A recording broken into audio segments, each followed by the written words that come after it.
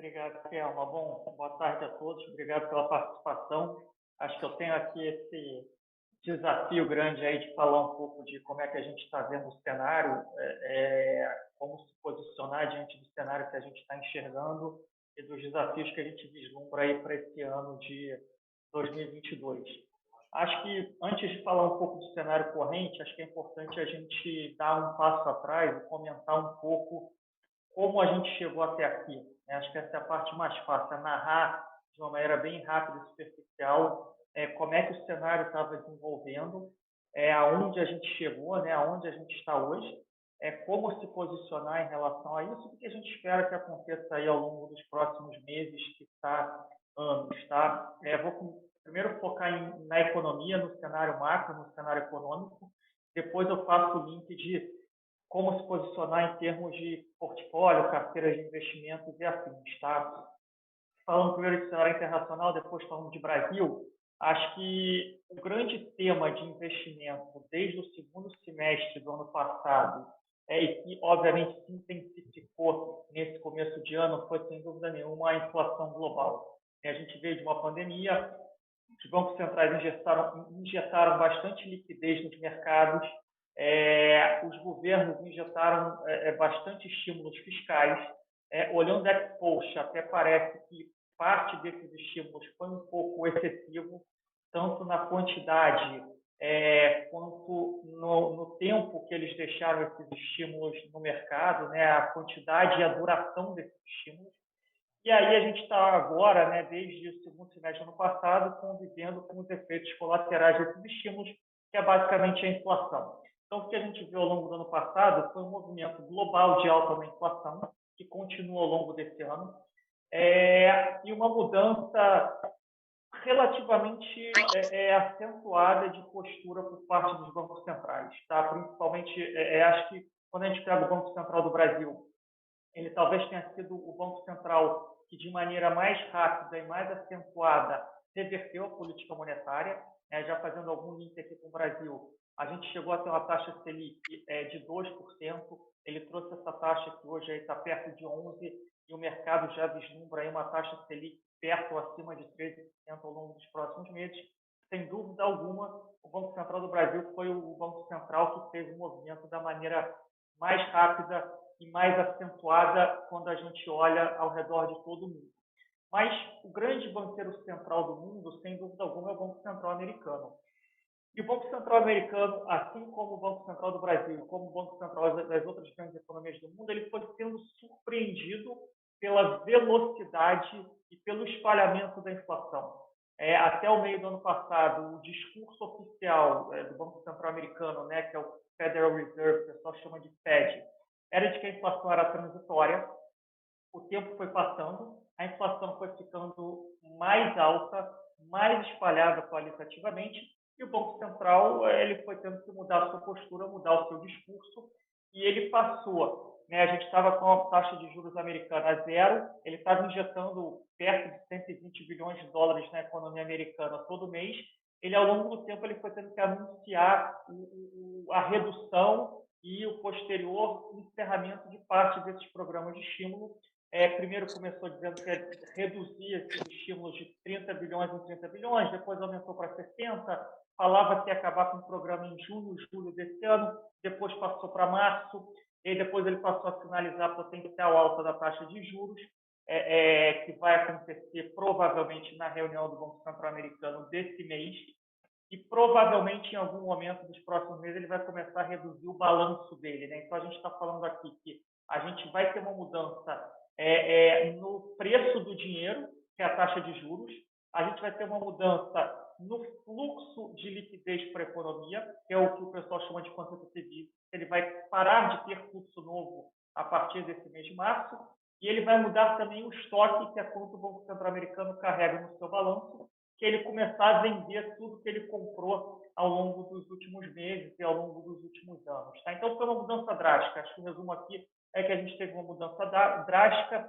e o que a gente precisa entender é que, se pós-pandemia, de abril de 2020 para frente, esses estímulos eles ajudaram a uma valorização rápida e acentuada dos ativos de risco, é natural supor que quando você retira esses estímulos, o mercado vai pedir mais prêmio de risco nos ativos, que basicamente é você ter algum tipo de depreciação ou algum tipo de ajuste de preço de valuation em grande parte desses ativos. Aqui a gente está falando de renda fixa, renda variável, crédito privado, mercado imobiliário e afins. Tá? Então, é nesse pano de fundo que a gente entrou nesse ano, um pano de fundo de uma base de inflação já bastante elevada, de uma liquidez global ainda bastante ampla, mas já com a intenção dos bancos centrais de começarem a retirar essa liquidez do mundo, mas num ambiente ainda de crescimento relativamente sólido e relativamente saudável ao longo de todo o mundo. Estou focando aqui em economia americana, depois eu dou uma pincelada do que está acontecendo, o que aconteceu nas outras grandes economias, mas, grosso modo, o que aconteceu ao redor do mundo foi muito parecido, a diferença foi o timing. Né? Eu diria que a China está mais à frente desse processo. A China foi uma das primeiras a injetar liquidez. Vamos lembrar que a epidemia começou na China, né? A Covid-19. Depois, a China começou a ser o primeiro banco central a aliviar as condições financeiras, porque a China teve uma pressão no crescimento antes das outras economias. Quando a gente pega a economia americana, a economia europeia e a economia do Brasil, a gente ainda está no processo de aperto das condições financeiras, porque a inflação está alta, continua subindo e está cada vez mais espalhada. Na China, eles não têm um problema de inflação, eles estão com um problema no mercado imobiliário, que eu comento já sobre isso. Mas voltando aqui para os Estados Unidos, para a gente não perder o fio da meada, a gente chegou nesse ano com um problema de inflação e com o Banco Central sinalizando por uma redução gradual da liquidez. Ali em janeiro, que foi um mês bastante ruim para os mercados internacionais, não sei se vocês vão lembrar, mas a Nasdaq, que é o índice de tecnologia americano, chegou a cair 15%, 16%. O S&P 500, que é o índice mais conhecido aí do público em geral, chegou a cair 8%, 10%, 12%. Porque o mercado começou a temer que o Banco Central americano ia ter que acelerar ainda mais esse processo de retirada de liquidez da economia. Chegaram a falar até de uma primeira alta de juros do Banco Central americano de 50 basis points, não de 25 basis points, na reunião desse mês de março. A gente teve, de fato, uma volatilidade, uma queda maior dos mercados americanos. Depois o mercado se acomodou um pouco ao longo ali do começo de fevereiro, abaixando um pouco essas expectativas, achando que talvez esse processo de redução de liquidez pudesse ser, de fato, mais gradual. Aí chegou a crise, acho que a gente já pode chamar de guerra, invasão, enfim, da Ucrânia pela Rússia, que acentuou ainda mais esse cenário que já existia. Acho que aqui está o ponto central. Né? É um vetor novo, sim, é um vetor novo, é um vetor bastante negativo para a economia global. De novo, eu estou falando aqui primeiro de economia, depois a gente faz o link para mercados. Mas acho que, além de ser um vetor novo, além de ser um vetor bastante negativo, acho que é muito importante a gente ter em mente que ele apenas acelera e acentua um problema que já existia, que é o problema da inflação. Tá? Então, vamos contextualizar. Primeiro, a gente aqui não tem nenhuma vantagem comparativa em tentar adivinhar o que vai acontecer nesse conflito. Acho que ninguém tem. Tá? A gente até acredita que, enquanto a Rússia não conquistar, na visão interna deles, nenhum ganho militar, dificilmente eles vão sentar para uma negociação séria. Tá? Essa é a nossa visão central hoje, mas, de novo, com uma dispersão aí de probabilidades muito grande. Eu estou dizendo aqui que, enquanto eles não capturarem uma cidade grande na Ucrânia e poderem vender internamente que eles estão sendo bem-sucedidos militarmente, dificilmente eles vão aprovar um cessar-fogo longo e duradouro. Tá? Esse é o ponto. Mas, voltando para o lado econômico, Ucrânia e Rússia são grandes produtores de commodities e, diferente lá da crise do petróleo na década de 70, não é só petróleo. Eles produzem muito petróleo, eles produzem muito gás, eles produzem muitas commodities metálicas preciosas e não preciosas, e eles produzem muitas commodities agrícolas, principalmente fosfato, ligado a fertilizantes, a matéria-prima de fertilizantes. bastante coisa aí na linha de trigo para a Europa, e o gás natural, que muitos países da Europa, principalmente a Alemanha, é muito dependente do gás natural da região. Então, a gente tem estudado muito o que aconteceu lá na década de 70, que foi a crise do petróleo. Naquele momento, o petróleo ele triplicou de preço, era coisa de 10, 15 dólares, foi para 35, 40, um pouco mais do que isso. Mas naquele momento as outras commodities não subiram. O petróleo agora não subiu tanto, ele subiu muito, sim.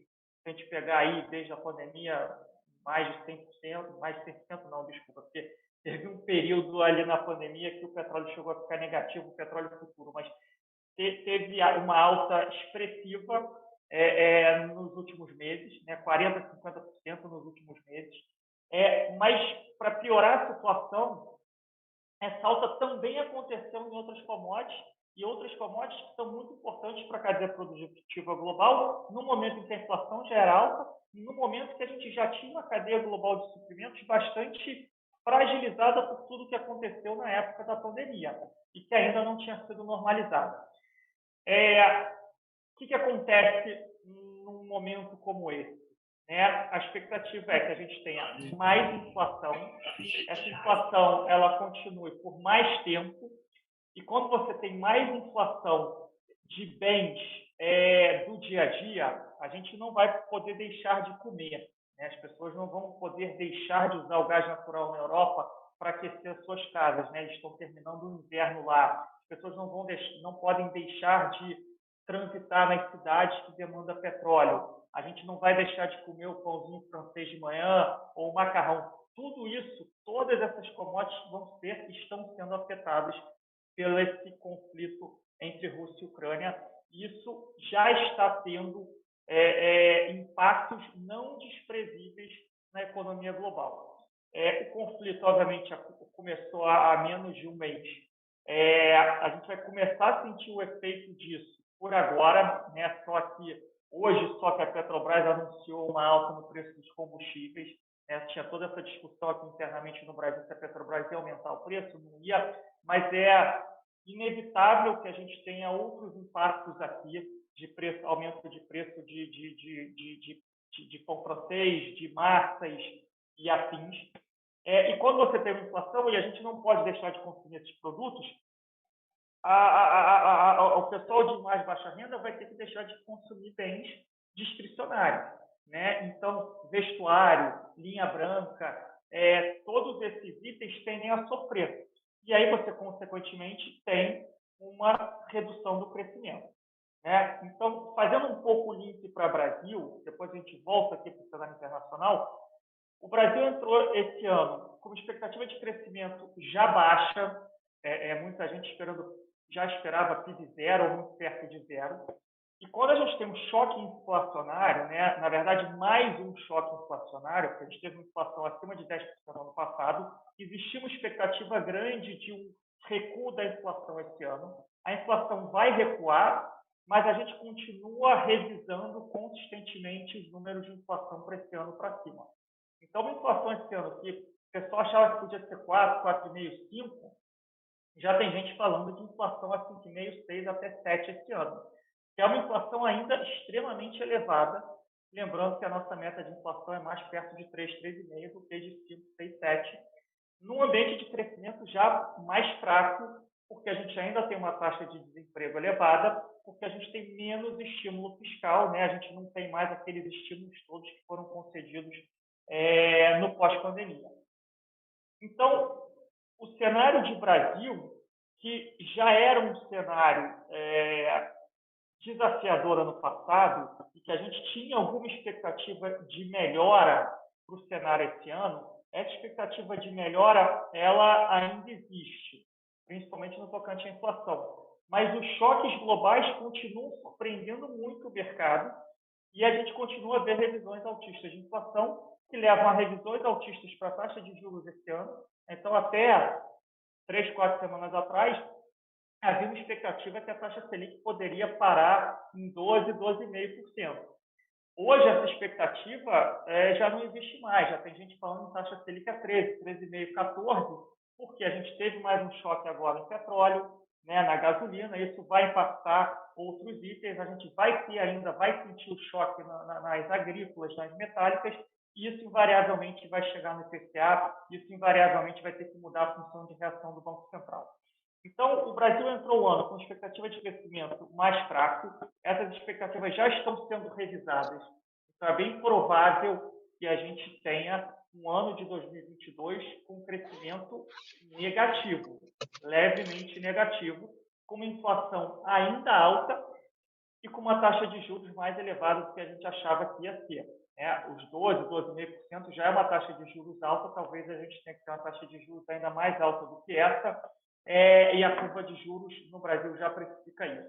Tá? Isso aqui é o panorama macro, tá, gente? Assim, de novo, eu vou fazer o link para mercado já já, porque a gente sempre gosta de uma coisa é cenário, outra coisa que o mercado precifica. Né? Eu gosto sempre de dizer, não adianta a gente estar negativo e os preços já estarem mostrando um cenário ainda mais negativo do que a gente está vendo e vice-versa. Né? Não adianta eu estar otimista, positivo, mas os preços já precificarem um cenário ainda mais otimista do que aqueles que a gente está vendo. Então, resumidamente, continua a ser um cenário desafiador para o Brasil do ponto de vista econômico. Crescimento baixo ou negativo, inflação alta, estamos falando aí de IPCA acima de 6%, taxa de juros elevada, uma taxa de desemprego ainda alta, e um fiscal que, por mais que as contas públicas, né, quando eu falo aqui de fiscal, por mais que a gente tenha tido várias surpresas positivas para o fiscal no ano passado, a gente tem enormes incertezas esse ano, e quando a gente tem esse ambiente que eu comentei aqui de inflação, crescimento, taxa de juros, e no ano eleitoral, você tem várias pressões e vários estímulos para que a classe política gaste mais para você conseguir, de fato, uma popularidade maior para você se eleger ou se reeleger, no caso de seja o executivo ou seja o legislativo, que estão tentando se eleger na eleição que a gente vai ter aqui no final do ano. Então, é um cenário complicado para o Brasil e que o conflito na Rússia e na Ucrânia não tornam esse cenário, do ponto de vista econômico, mais positivo. Tá? Tem uma questão mercadológica e de fluxo que, de fato, podem ajudar o país, eu comento isso já já. Tá? Voltando aqui para o cenário internacional, tudo que vale para o Brasil vale para Estados Unidos e para a Europa. Obviamente que a Europa fica numa situação muito mais fragilizada do que a situação americana, porque a Europa está colada ali na Rússia e na Ucrânia, porque a Europa tem uma dependência gigantesca do gás natural da Rússia, tem uma dependência grande do petróleo da Rússia e tem uma dependência não desprezível das outras commodities de Rússia e de Ucrânia. Por exemplo, a gente já está ouvindo que algumas montadoras já estão tentando parar a produção de carro na Alemanha porque alguns itens eram produzidos na Ucrânia, né, porque a mão de obra é mais barato e assim. Então, tudo que a gente teve de cadeia global quebrada na pandemia, a gente está voltando até agora. Só que aí eu vou além. Né? Na pandemia, por mais que ali nas primeiras 2, 3 semanas da pandemia deu aquela parada brusca, ninguém sabia o que ia acontecer, quanto tempo ia durar, foi muito rápido. Né? Acho que a sociedade se adaptou, a gente entendeu como é que a pandemia funcionava e foi um choque relativamente rápido, a despeito de ter sido acentuado. O que a gente está vendo agora, principalmente para a Europa, é um choque que deve ser mais prolongado e talvez possa ser ainda mais negativo para a Europa do que foi a pandemia. Por quê? Primeiro que a Rússia é a 10ª maior economia do mundo, tá? E a gente está vendo a total desintegração de um país. Né? Além de todas as sanções que os países do Ocidente fizeram à Rússia, a quantidade de empresas multinacionais que estão anunciando a retirada das suas operações da Rússia é uma coisa que eu acho que nesse mundo globalizado a gente nunca viu acontecer. E a gente não está falando de uma Cuba, de uma Venezuela, né, que já está mal há muito tempo, mas era a maior economia da América Latina há décadas atrás. Está falando da 10ª maior economia do mundo, de uma economia que fornece commodities indispensáveis para o mundo e que, como reação, já anunciou essa semana que não vai exportar nem importar várias das suas matérias-primas para o resto do mundo, pelo menos até o final desse ano. Obviamente que o tamanho do impacto vai depender de quanto tempo vai durar o conflito. Mas, dada a direção que a gente está e as atrocidades que a gente está vendo acontecer na Ucrânia, feitas pelos ataques russos, não parece que a gente vai ter uma resolução rápida desse conflito. A Rússia vai ter, sim, um impacto econômico gigantesco, já se fala em queda de 10% do PIB russo. A gente está falando de McDonald's, Burger King, Starbucks, Johnson Johnson, Louis Vuitton, os bancos Goldman Sachs, JP Morgan, todas essas empresas estão simplesmente saindo da Rússia. Estão deixando o que eles têm lá e estão saindo da Rússia. O McDonald's está fechando 850 lojas na Rússia, está deixando de ganhar 50 milhões de dólares por mês nas suas operações na Rússia. Então, de fato um impacto muito grande. Sem contar o impacto na Ucrânia, que economicamente o impacto é menor para o resto do mundo, mas dada a importância da Ucrânia na exportação de commodities, o impacto não é menos importante. Então, a situação da Europa ela é bastante frágil e ela é bastante complicada. Os Estados Unidos ele tem menos links diretos, não vou dizer nem links diretos, mas tem menos dependência da Rússia e da Ucrânia do que a Europa. Mas os impactos econômicos secundários não podem ser deixados de lado. Mas eu acho que talvez o que seja mais emblemático é que há algumas décadas, acho que eu diria que desde a década de 70, o mundo não vive um ambiente em que a gente tem um choque exógeno, e nesse caso o choque é o conflito, que gera uma alta exógena no preço das commodities, que gera mais inflação, e que possa ser combatido ou possa ser, entre aspas, administrado pelos bancos centrais. Traduzindo um pouco isso aqui, em 2001, que foi o estouro da bolha de tecnologia lá nos Estados Unidos, foi um choque deflacionário. O Banco Central cortou juros, injetou liquidez na economia e tiraram a economia americana do buraco. E depois a gente teve aquele, entre aspas, bull market, recuperação do mundo, né? Aqueles anos 2000, ali 2001, 2002, até 2008, que a gente teve aquela grande recuperação de commodities, recuperação do mundo. Tivemos excessos. 2008, crise imobiliária americana.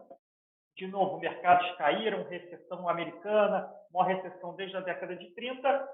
O que aconteceu? Os bancos centrais foram lá, injetaram liquidez, cortaram juros, e aí, de novo, a gente teve de 2008 até agora, a gente teve uma breve parada ali na pandemia, mas os bancos centrais eles foram capazes de injetar liquidez, cortar os juros e administrar de uma maneira suave e rápida o problema pontual, que era a recessão.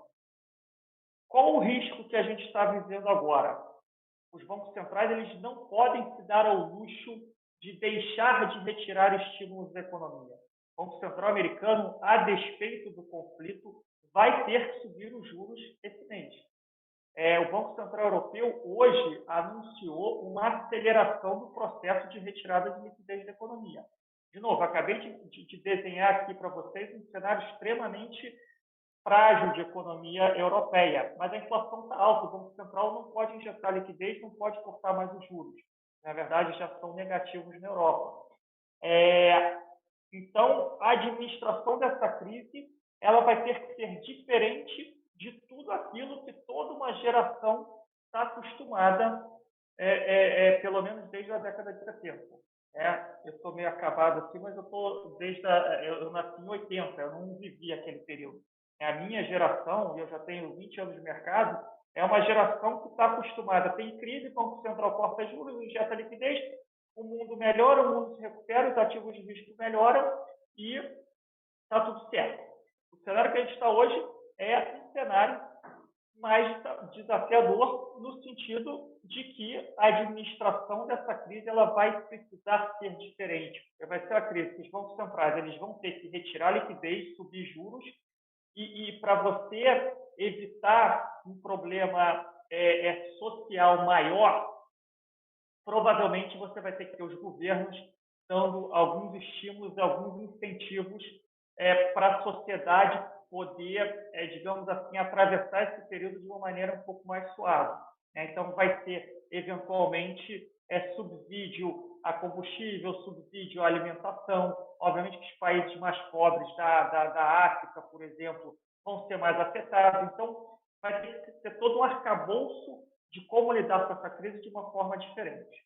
Tá? Então, só para eu encerrar aqui a parte de cenário e a gente fazer um pouco de link para mercados, tá? Estados Unidos, inflação alta, o crescimento ainda está saudável. Já há sinais de algum arrefecimento no crescimento, não são sinais ainda preocupantes, mas a gente não pode descartar que com a inflação alta e com a retirada de liquidez, a gente comece a ver uma desaceleração da economia americana a partir de agora. Isso ainda não é um problema, mas é algo que a gente tem que ter no nosso foco. Economia da Europa. Não tem como a economia da Europa não sofrer com tudo que está acontecendo de conflito e de inflação. Vai ter um impacto relevante no crescimento europeu, já está tendo impacto relevante na inflação.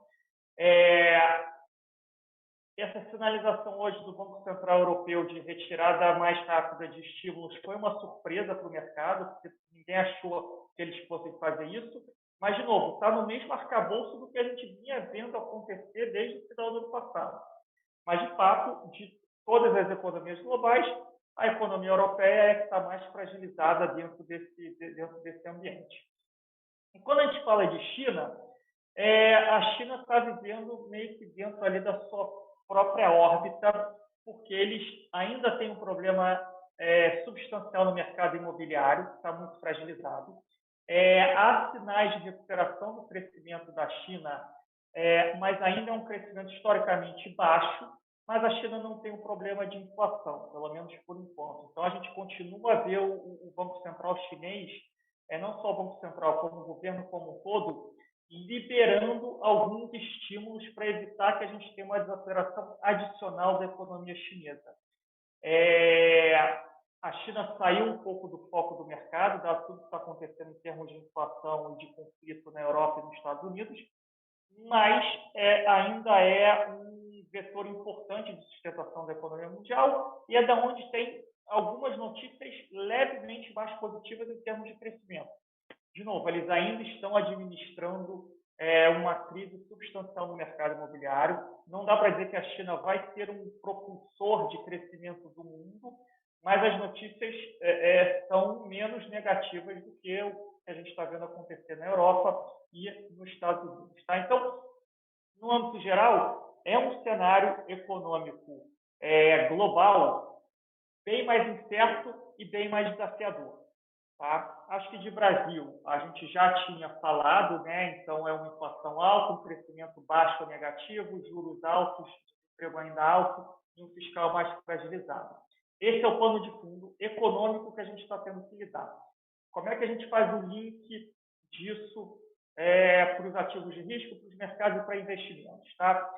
Antes de mais nada, né, como é que a gente pensa portfólio, como é que a gente pensa investimento? Primeiro, a gente tem que entender o cenário. O cenário aqui a gente já delimitou. É um cenário mais desafiador, ponto. Para onde a gente olha, a gente vê um cenário mais desafiador. Mas o segundo ponto que a gente precisa olhar antes de fazer montar o nosso portfólio é exatamente entender qual é o nível de preço, qual é o nível de valuation e qual é o nível de posição técnica que a gente está vendo em cada um dos mercados, que é aquilo que eu comentei aqui mais cedo, né? Eu estou negativo com o Brasil, mas como é que está a Bolsa do Brasil? Já caiu 30%, teve ação que caiu 60%, 70%. Então, assim, o mercado acho que já está bastante negativo, né? Talvez tenha ficado negativo até demais. Então, no nosso arcabouço, a gente sempre, o segundo passo depois do cenário é entender nível de preço, valuation e posição técnica. Aí sim, depois a gente passa por como a gente vai fazer a alocação entre as classes de ativos. Então, eu falei aqui de cenário econômico, que é o primeiro passo.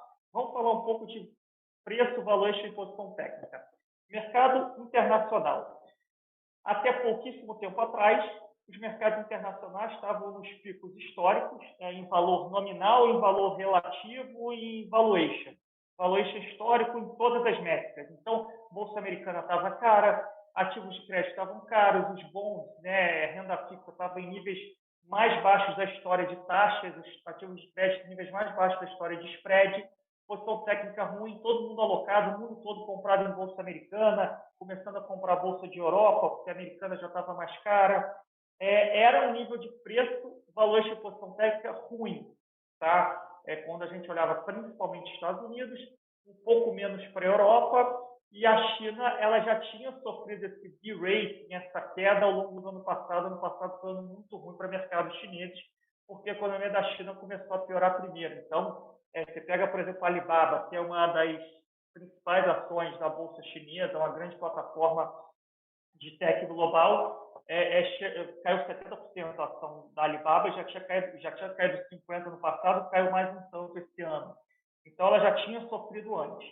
Então, quando a gente olhava a China, a gente achava o cenário ruim, mas o preço e o valor e a posição técnica já estavam melhores. Quando a gente olhava os Estados Unidos e Europa, a situação já era menos óbvia. Na verdade, a gente não gostava de nível de preço, valor e posição técnica. Foi assim que a gente entrou o ano. Tá? Indo para o Brasil, depois eu vou falar para frente, tá, gente? Eu não vou só ficar narrando aqui, não. Vou falar o que a gente vê para frente. Vindo para o Brasil, desde o segundo semestre do ano passado, principalmente depois de outubro, que foi quando a gente teve aquele anúncio que o teto do gasto ia ser rompido, ia ser furado, etc., a gente teve uma depreciação rápida e acentuada dos ativos no Brasil. A Bolsa, né, o Ibovespa veio ali dos 130, 135 mil pontos, chegou a bater 100. Várias ações da Bolsa caindo 50%, 60%, 70%. Algumas ações chegaram a cair até mais, 80%, 85%. A gente vê a nossa taxa de juros, né? Pega a NTNB aí 2050, que é a mais comum que o pessoal olha mais, sair de IPCA mais 4, 4 e pouco para IPCA mais 6, que está agora, fechando o passado IPCA mais 5,5, 5,70, taxa de juros pré-fixadas, em alguns versos saindo de 4, 4,5 para 13, né, 12, 12,5, agora já está 13. Câmbio chegou a bater 5,70, 5,75 no final do ano passado. Então, o de-rating de Brasil, ele, no final do ano passado, ele aconteceu. Né? Muito fluxo de saída de bolsa para ativos de renda fixa, muita saída de dinheiro de Brasil, dos investidores locais para ativos lá fora. E quando a gente entrou esse ano, a gente entrou no ano que a gente viu o cenário ainda desafiador para o Brasil, longe de ser um cenário positivo, mas com nível de preço dos valores de posição técnica mais atrativos, ou digamos assim, que aguentavam mais desaforo, que aguentavam, na nossa visão, uma deterioração adicional do cenário. Né? Então, foi assim que a gente entrou esse ano. Parece até também que a gente já passou meses, né? Mas a gente ainda está no começo de março, né? São 2 meses e menos de 2 meses e meio. Então, a gente entra num ano com um cenário local e externo bastante desafiador, só que quando a gente olhava para o Brasil e olha para o Brasil, a gente já via um conforto maior de alocação. Não que não pudesse cair mais ou piorar mais, sempre pode, mas a gente acreditava e acredita que nos valuations atuais, né, pelo menos para renda variável e para ativos de renda fixa, a gente já tem bastante prêmio, e esse prêmio, quando a gente olha médio e longo prazo, a gente acredita que ele pode justificar alocações, a manutenção das alocações que a gente tinha e que a gente tem. Quando a gente olha para o mercado internacional e olhava para o mercado internacional, a gente está falando de uma bolsa americana nos picos históricos, todo mundo alocado, todo mundo comprado em bolsa americana, o cara dos Estados Unidos, o cara da Europa, o cara do Brasil, o cara da China, todo mundo tinha ação americana. E quando a gente olhava para frente, a gente via, cara, a inflação está alta, o Banco Central está tirando liquidez. Antes de vir o conflito até, né, a gente já via esse cenário mais agudo. E a gente não vinha prêmios de risco nos ativos internacionais. Então, a gente vinha por bem, né, para as carteiras locais ter pouco ou nenhuma exposição direta à bolsa e renda fixa lá fora, a despeito de manter as nossas alocações no Brasil. Então, indo agora mais diretamente aqui, né, a nossa visão e as nossas alocações, falar primeiro de Brasil, depois eu falo de cenário internacional. Então, vamos lá. Cenário desafiador, ponto, resumo. Brasil, preço, valor e posição técnica mais atrativo. Internacional, preço, valor e posição técnica. China, que a gente não achava construtivo. China a gente já achava construtivo. Como é que estavam as alocações no Brasil? Como é que estão e como é que a gente vislumbra para frente, né? A gente gosta da Bolsa do Brasil, a gente não está com alocações acima da média, a gente está com alocações que a gente chama de neutro, né, para cada um dos perfis, a gente sempre tenta classificar aqui os nossos portfólios entre conservador, moderado e agressivo, de acordo com o perfil de risco de cada cliente. A gente está na nossa meta, no nosso target, né? Por quê? E a gente não aumentou e não diminuiu a alocação ao longo dos últimos meses, porque, por um lado, de novo, o cenário é desafiador, a gente não sabe quando esse cenário vai melhorar, e na margem o cenário piorou. Por quê? Porque o cenário internacional piorou e porque a gente está vendo uma deterioração do cenário de Brasil devido ao cenário internacional. Mais inflação, menos crescimento, mais juros. Mas, por outro lado, quando a gente olha para a Bolsa, as empresas, na média, né, estão entregando resultado, na média, melhor do que as expectativas, e as ações continuam caindo. Então, o nível de valuation tem ficado ainda mais atrativo. Quando que o cenário vai virar e a gente vai entrar de novo numa dinâmica mais positiva para a Bolsa do Brasil, é muito difícil de saber, é muito difícil de acertar, e todo mundo que já tentou fazer isso no passado ou tenta fazer isso é muito pouco sucedido. Então, quando a gente olha todos os vetores, a gente manteve as nossas alocações, a gente não está nem aumentando nem diminuindo. Tá? E manter as alocações é uma decisão. Só para vocês lembrarem um pouco, lá no auge da pandemia, em março, abril de 2020, quando a Bolsa bateu ali 90, 80 mil pontos, a gente aumentou consideravelmente as nossas disposições. A gente estava acima da média. Quando a Bolsa caiu de forma rápida e acentuada, a gente organicamente foi para baixo da média e a gente foi aos poucos levando acima da média de novo. Porque naquele momento, quando a gente teve uma visibilidade da pandemia, a gente achou que aquilo era uma oportunidade de alocação. Agora, a gente também acha que é uma oportunidade de alocação em Bolsa Brasileira, só que a gente não tem a mesma convicção de quanto tempo vai durar essa oportunidade. Então, para a gente aumentar a alocação, a gente precisa ter uma visibilidade melhor do cenário.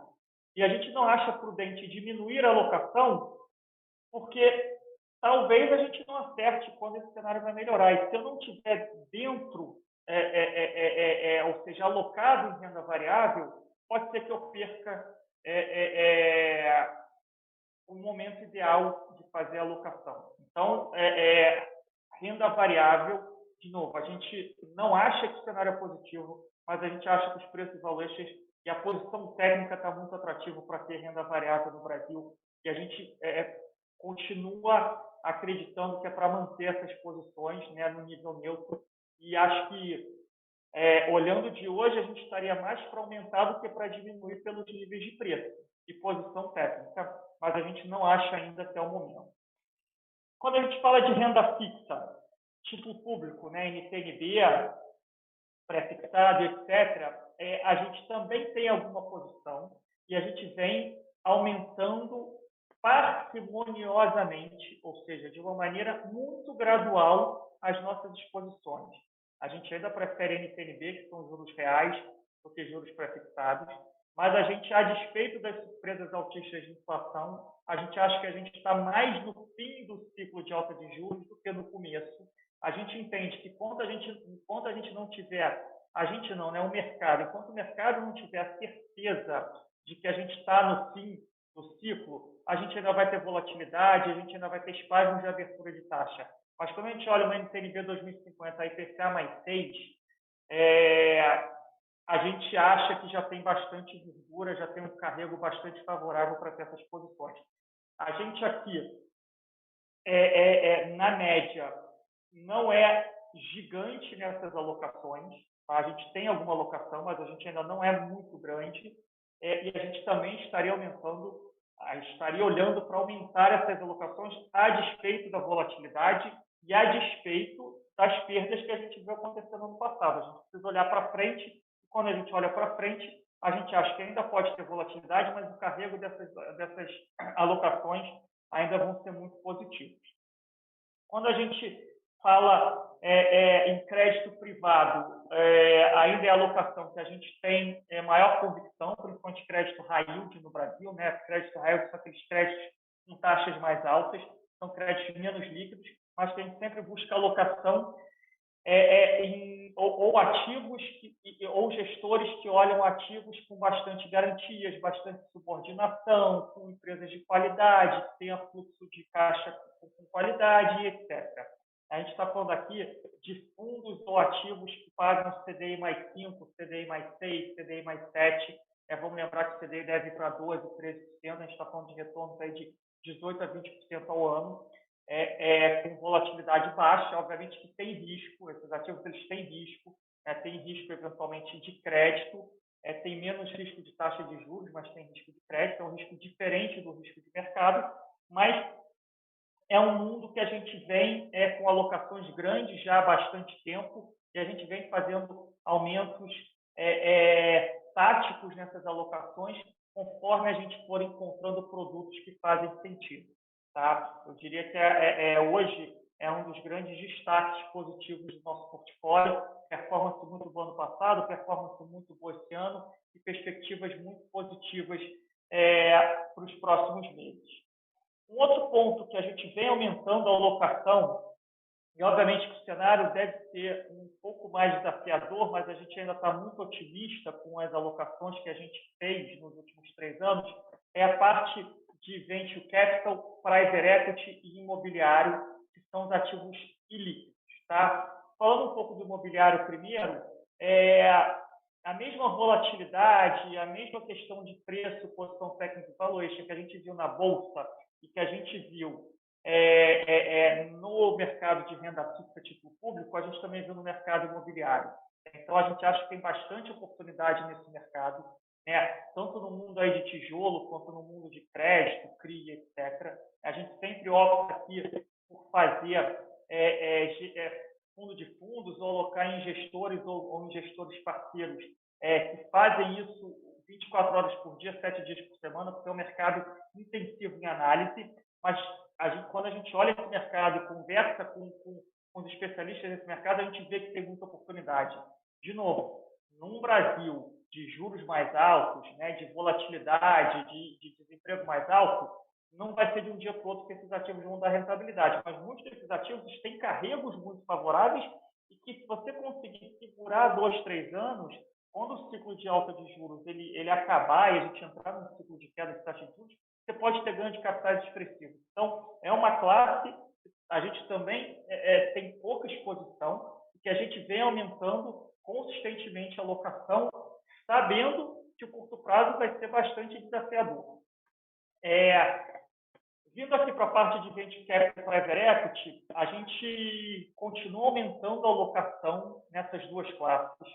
A gente só fez uma mudança, não vou dizer que ela é radical, mas a gente tem optado no curto prazo por gestores ou operações onde as empresas elas sejam menos intensivas em capital. Então, são empresas que já tenham produto, já tenham um EBITDA positivo, já tenham fluxo de caixa positivo, porque no ambiente de menos liquidez, empresas que queimam muito caixa e que não se capitalizaram nos últimos meses vão ter dificuldade de se capitalizar. E essas empresas de alto crescimento que precisam se capitalizar de 3 em 3 meses, 6 em 6 meses, num ambiente mais hostil, elas podem ter dificuldade de capitalizar e aí você paga muito caro e essas empresas podem não conseguir entregar aquele crescimento que elas colocam lá, né, nas projeções delas, porque elas não vão ter o capital que elas precisam para esse crescimento. Então, tem aparecido muita operação boa, com valuations razoáveis de empresas que têm marcas boas, equipe management, né, equipe de administração muito boa, que vem mostrando crescimento sólido ao longo dos anos, que tem histórico, que são bem vistos pelos clientes, mas a gente fez um pouco esse shift, né? A gente tem optado por esse tipo de empresa, do que essas empresas de alto crescimento que queimam muito capital. De novo, a gente tem exposição a isso. A gente acha que os deals certos e os gestores corretos eles vão entregar muito resultado desse lado. Mas aqueles valuations que a gente viu aí até o ano passado, eles vão ter que ter uma chacoalhada. E aí o nosso medo é fazer operações novas em valuations muito altos que a gente acha que ainda não se ajustou. Mas, de uma forma geral, o nosso viés ainda tem sido de aumentar a alocação aqui nessa frente de líquidos, porque a gente ainda vê muitas oportunidades, tem muito recurso ainda vindo para o Brasil, vindo para a América Latina, e o Brasil e a América Latina ainda tem muitos problemas para serem resolvidos, e a tecnologia está chegando aqui agora, então o que a gente viu acontecer nos Estados Unidos, na China, nos últimos 20, 30 anos, está começando a acontecer aqui no Brasil, e a gente acha que a gente tem uma oportunidade boa de surfar esses investimentos aqui ao longo dos próximos anos. De Brasil é isso. A última coisa que eu pontuaria, tá? Que é câmbio e proteções. Câmbio. A gente viu o dólar 5,70, 5,80 no passado. Eu fui bastante crítico ao Banco Central do Brasil quando ele trouxe a taxa Selic a 2%. Eu achava que o Brasil não tinha fundamentos, estrutura econômica para aguentar uma taxa de juros de 2%. E eu acho que grande parte da fragilidade que a gente teve na nossa taxa de câmbio foi fruto de uma taxa de juros muito baixa. O Banco Central mudou a postura dele, né? Comentei aqui no começo da nossa conversa, ele trouxe os juros de 2 para 11, deve para 12, 13, que está 14. E desde que ele fez esse movimento, a gente viu uma mudança clara de dinâmica da nossa taxa de câmbio. Então, acho que os juros mais altos têm ajudado a ancorar a taxa de câmbio. Mas, além disso, a gente tem visto uma melhora do fluxo. Primeiro, na conta capital, né, que é para renda fixa. Todo mês tem entrado aí 2, 3 bilhões de dólares de investidor estrangeiro para ter essa taxa mais alta de juros do Brasil. A nossa bolsa ficou muito barata, né, vis-à-vis as bolsas internacionais. Então, está tendo um fluxo gigantesco do investidor estrangeiro para a bolsa no Brasil ao longo desse ano. E, por fim, a gente tem investimento estrangeiro direto, que continua entrando, tem muita coisa que foi feita concessões ao longo dos últimos anos, venda de pré-sal, que tem entrado a pagamento ao longo do ano. E acho que, para finalizar, obviamente, a alta de preço de commodities ajuda também a nossa conta corrente, porque o que a gente exporta fica mais caro, se a gente exporta a mesma quantidade, a preço mais alto, entra mais dólares no Brasil. Então, tudo isso ajudou a taxa de câmbio a sair de 5,70 para 5, chegou a bater abaixo de 5 ontem, agora a gente está meio estabilizado aí nos 5, 5,10. Eu, particularmente, não achava que o câmbio ia vir nesse 5, achava que ele ia se estabilizar ali no 5,20, 5,30, porque a gente ainda tem muita incerteza de eleição, muita incerteza de taxa de juros e inflação lá fora. Ainda acho que ele deve se estabilizar aí perto desse 5. Não acho que deveria cair muito mais do que o 5. Pode ir ali no 4,80, que foi a última vez que ele veio abaixo de 5, ele parou no 4,80. Até pode, a gente ainda está numa fase que os fluxos têm ajudado o Brasil, mas não sei o quão sustentável é isso num ambiente de inflação alta, que o Fed vai começar a subir os juros. Né? O Banco Central Americano, só agora em março, que ele vai parar de injetar liquidez na economia e vai começar a subir juros. Então, o processo nem começou. Ele só falou que ia fazer. Então, eu acho que a taxa de câmbio deveria se estabilizar por aí. Mas, de novo, né, prever taxa de câmbio é uma tarefa extremamente árdua e geralmente quem tenta fazer isso dá com a cara na porta, não sou eu que vou me aventurar. E proteções, a gente sempre gosta de trabalhar com proteções hedges. O grande problema esse ano, né, desde o final do ano passado, é que a volatilidade está alta e quando você compra proteção, que é opção, ela sempre depende do preço do ativo objeto, né? Então, se é bolsa, se é câmbio é dólar. Ela depende da volatilidade implícita e ela depende de quando que essa opção vence. Né? Se ela vence daqui a um mês, se ela vence daqui a 6 meses. Então, quanto maior a volatilidade, maior o preço, mais cara é a proteção. E quanto mais longa é essa proteção, maior o preço da proteção. Ou seja, é igual você comprar um seguro, né? Então, vou fazer uma analogia aqui. Segundo semestre do ano passado, os ativos do Brasil performaram muito mal. Então, a analogia é o seguinte: a nossa casa pegou fogo ano passado, e aí você chega esse ano e fala, quero fazer aqui um seguro da minha casa. Ah, ela pegou fogo ano passado, o seguro vai ser mais caro. Ah, bati o carro mês passado, vou fazer um seguro aqui, você bateu o carro, o seguro vai ser mais caro.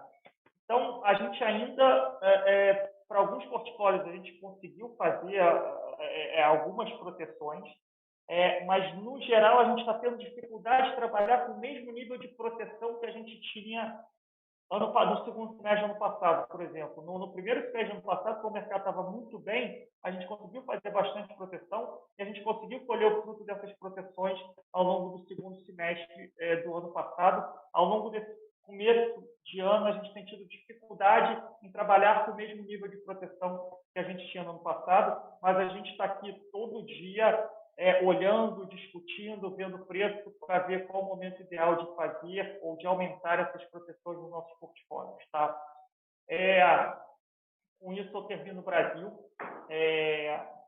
Já vamos dar aqui 1 hora de call, mas eu vou falar um pouco aqui de internacional e depois eu tento responder algumas das perguntas de vocês.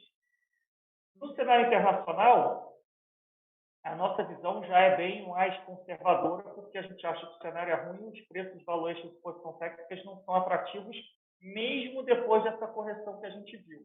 De novo, S&P caiu 10%. Tudo bem, a Nasdaq está caindo 20% do pico recente, Nasdaq, empresas de tecnologia, etc. Mas quando a gente olha historicamente, os valuations ainda não são atrativos. A gente não acha que a posição técnica do mercado se ajusta em 2, 3 meses. O mercado está há 10, 12 anos comprando ativo americano.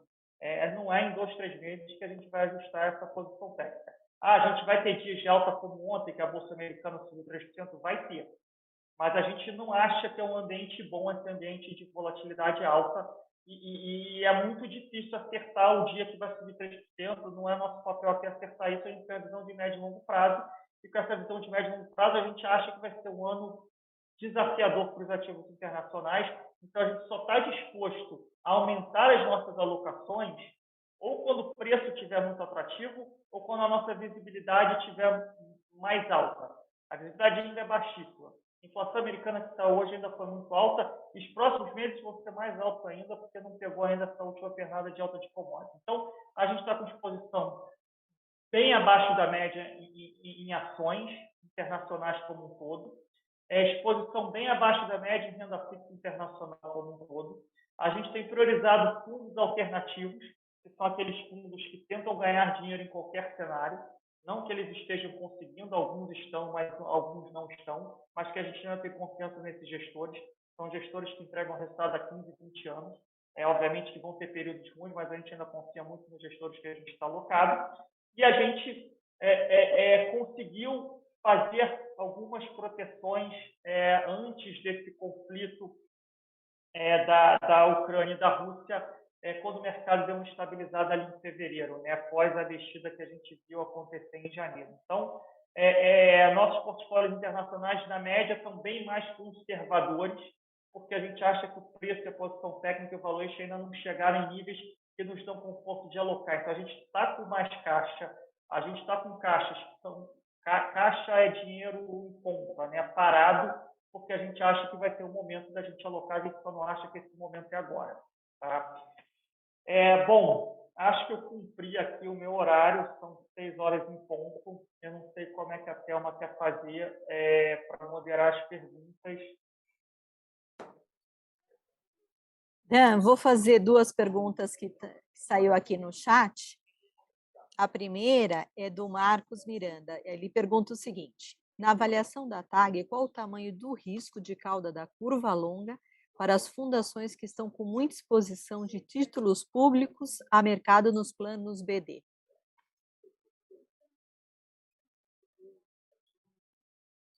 Bom, vou dividir em 2, tá? Essa resposta. Primeiro, a gente gosta de NB mais 6, aí, a parte longa, tá? A gente gosta de carregar e a gente acha que para a fundação, aqui o pessoal aqui da nossa área de GERE, de Solutions, vai querer me dar um tiro na cabeça depois, mas a gente acha muito bom para a fundação NTNB mais 6. Estou jogando contra o meu próprio business aqui, mas a gente acha níveis extremamente atrativos para carregar, especialmente para as fundações, que têm passivo todo no Brasil e etc. E muitas delas têm até metas que estão abaixo disso. Para o plano BD, não estar na curva, estar a mercado, é de fato um risco. Eu não sei te dizer se ela vai para IPCA mais 7. Pode ir? Pode. Acho que a probabilidade de ir é mais alta do que era, mas ainda é baixa.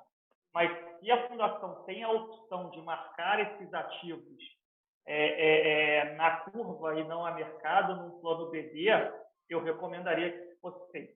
Obviamente que isso não dá para fazer, é inviável, tem que tentar fazer uma composição melhor do portfólio para você evitar o risco de eventualmente essa NTNB para IPCA mais 7, IPCA mais 7,5. De novo, acho que o risco disso acontecer é baixo, mas existe. E aí tem que entender um pouco o plano, a composição do portfólio e etc.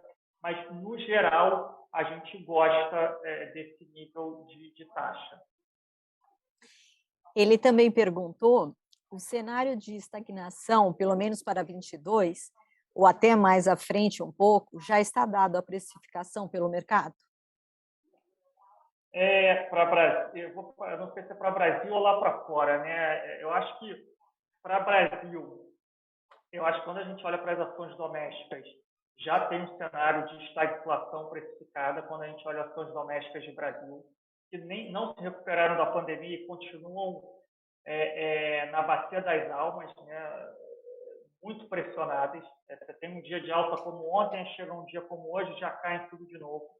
Acho que no Brasil as ações domésticas já precificam um cenário de estagflação. Lá fora eu acho que ainda não. De novo, eu acho que a gente está mal acostumado, né? O mercado se acostumou que a Bolsa Americana sobe 10, 12% ao ano nos últimos 15 anos, sobe 16% ao ano nos últimos 5 anos, tudo isso induzido pela liquidez global injetada pelos bancos centrais.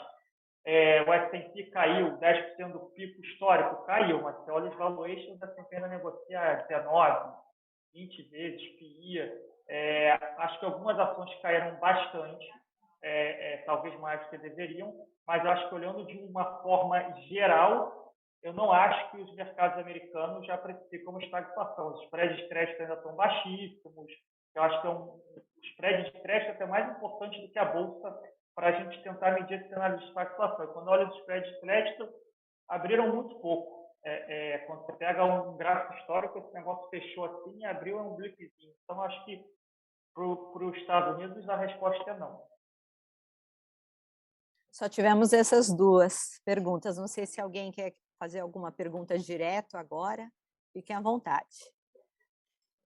Eu recebi uma pergunta de um cliente aqui na minha página pessoal, que ele leu que os bancos estrangeiros têm uma exposição próxima de 121 bilhões de dólares à Rússia. E ele está preocupado com o risco de contágio nos bancos ao redor do mundo, de default. Acredita que as instituições financeiras são bem capitalizadas, mas os bancos são, às vezes, com balanços opacos. O que você diz sobre esse risco de contágio? Vamos lá, eu não sei o número certo, eu acho que eu tinha lido alguma coisa de 70, 80 bi, mas pode ser de euro, tá? Acho que quem tem mais exposição são os bancos europeus.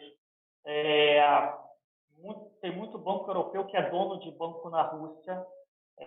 Ontem a Goldman Sachs anunciou que estava saindo da operação na Rússia, o JP Morgan anunciou hoje que está se desfazendo dessa operação russa. O Citibank dos bancos americanos é o que tinha divulgado maior exposição, era coisa de 10 bi, mas de fato alguns bancos europeus têm uma exposição maior à Rússia. Tem um banco italiano que tem uma exposição maior, um outro banco francês tem alguma exposição. Não sei se é 120 bi ou se é 100 ou se é 70, é uma exposição razoável. Não dá para menosprezar o risco de contágio. Acho que ele existe. A gente tem acompanhado alguns indicadores que a gente costumava acompanhar lá em 2008, na crise americana, e deu uma piorada, esses indicadores deram uma piorada recente e razoável essa piorada. Então, a gente não pode menosprezar esse risco. Eu vou um pouco além, tá? Eu acho que o risco para os bancos em relação direta à Rússia, ele é grande, mas ele não é gigantesco. Mas o risco do que está acontecendo no mercado de commodities talvez seja maior ainda. De trading de commodities, de empresas de commodities que fazem hedge. Eu ouvi ontem, de novo, rumor de uma empresa de commodities que estava hedgeado no níquel e perdeu 5 bilhões de dólares em um dia, porque o níquel subiu 80% em um dia. Você multiplica isso por trading de empresas que negociam trigo, milho e etc., fosfato e etc., acho que as perdas devem ser até maiores do que esses 100 bilhões. Eu acho que até por isso que a gente tem visto uma piora nesses indicadores de crise financeira. Então, respondendo a sua pergunta, acho que o risco existe. Numa escala de 0 a 100, esse risco era 0 até antes da crise, acho que esse risco agora é 20, 30. A gente tem que observar, e eu acho que não é à toa que, se você pegar a ação dos bancos europeus, eles despencaram nas últimas 2, 3 semanas. Tá? Despencaram, eu tenho acompanhado isso, e tem banco aí que vai perder de 7 a 15, 20 bi de dólar com as operações que eles têm na Rússia. Tá? Acho que é um dos riscos que existem no horizonte, sim. Mais alguma pergunta?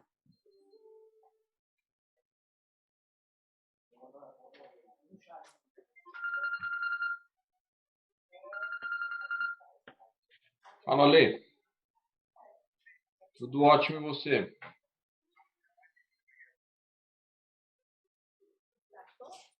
Dan, eu acho que nem mais nenhuma pergunta. Então, vamos encerrar por aqui. Agradeço a presença de todos. Se ficou alguma dúvida, alguma pergunta, pode mandar para nós. Tinha uma pergunta minha, não sei se você viu no bate-papo. Deixa eu ver, Amaury. Opa, entrou aqui agora. A última pergunta. Vamos aproveitar, Dan. A Mauri está perguntando, imagina, a Mauri está perguntando, a paralisação ou grande saída de investidores da Rússia, aliada aos altos valuations nos países desenvolvidos, poderia levar a um grande direcionamento para investimentos globais em emergentes e, com isso, cairia muito investimento no Brasil? E aí ele complementa dizendo, em especial na Bolsa, que se encontra relativamente barata em moedas fortes. Excelente pergunta, Mauri. Eu ia falar um pouco dessa questão dos fluxos também, acabei esquecendo, foi ótimo você ter levantado esse ponto aqui. Calma aí que o meu vídeo desligou. Vamos lá. Eu acho que a resposta é sim, até um certo ponto.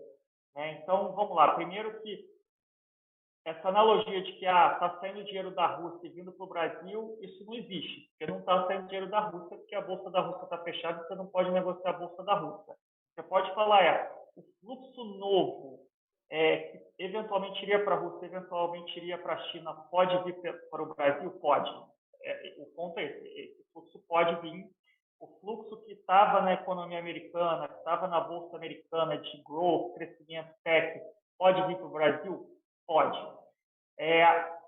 Eu só acho que tem um limite, e esse limite é o tamanho da crise. Porque se a crise for muito grande, se a gente estiver falando aqui de Bolsa Americana cai 10 com 15%, 10 com 20%, eu acho que esse cenário é válido. A gente ainda está barato, a gente ainda é uma das bolsas mais líquidas do mundo, é fácil de operar e etc. A gente tem estabilidade institucional, estou fazendo aqui entre aspas, para quem não está vendo o vídeo, porque estou comparando a gente com Rússia, com Ucrânia, com Turquia, África do Sul, que são nossos pares, Argentina, Venezuela. Mas se a gente estiver falando de um cenário de crise, Bolsa Americana caindo 30%, 40%, a Rússia não abre o mercado 1, 2 meses, esse cenário não existe, porque o fluxo não vai vir para o Brasil, o fluxo vai para a Caixa. Então, acho que tudo vai depender da duração desse conflito, quanto tempo esse conflito vai durar e qual o tamanho da inflação que esse negócio vai deixar no mundo e qual a velocidade que o Banco Central americano vai ter que atuar. Quanto mais tempo durar o conflito, mais alta, mais permanente vai ser a inflação e mais o Banco Central americano vai ter que subir os juros. E aí pior fica o cenário. Por isso que esse conflito é tão importante, né? O quanto tempo esse conflito vai durar, essas sanções vão durar. Então, eu acho que num cenário de piora moderada do mundo, vem investimento para o Brasil, da onde está saindo. Num cenário de piora mais agravada do mundo, eu acho que o dinheiro vai para o caixa, vai todo mundo comprar Treasury americana, curta, e é isso, que a gente vê acontecer em cenário de risk-off, que é a versão a risco. Tá? Mas, de fato, né, o que a gente viu acontecer até fevereiro foi esse cenário que a Mauri colocou para a gente, que estava o pessoal saindo de tech lá fora, de growth lá fora, porque era um cenário de inflação e alta de juros, mas não era um cenário de guerra, de conflito, de restrição de oferta de commodities. Quando vira o cenário, aí a gente acaba sofrendo juros. Tá? Mas a minha resposta, não vou dizer que é vaga, mas eu acho que vai depender da duração desse conflito e de o que esse conflito vai deixar para a gente de cicatriz.